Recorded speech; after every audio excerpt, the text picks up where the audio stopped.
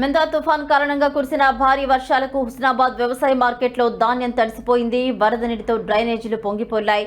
దీంతో అమ్మకానికి తెచ్చిన ధాన్యం డ్రైనేజీ పాలైంది. వరద నీటిలో కొట్టుకుపోయిన ధాన్యాన్ని చూసిన రైతులు కన్నీటి పర్యంతమవుతున్నారు. డ్రైనేజీ నుంచి ధాన్యాన్ని ఎత్తిపోస్తూ ఓ మహిళా రైతు గుండెలు బాదుకోవడం చూపరులను కన్నీళ్లు పెట్టిస్తోంది. ఆరుగాలం శ్రమించి పండించిన పంట డ్రైనేజీ పాలైందని మహిళా రైతు ఆవేదన వ్యక్తం చేస్తున్నారు. ప్రభుత్వం ఆదుకోవాలని కోరుకుంటుంది. మార్కెట్ను పరిశీలించేందుకు వచ్చిన కలెక్టర్ కాళ్లు మొక్కుతూ న్యాయం చేయాలని వేడుకుంటుంది.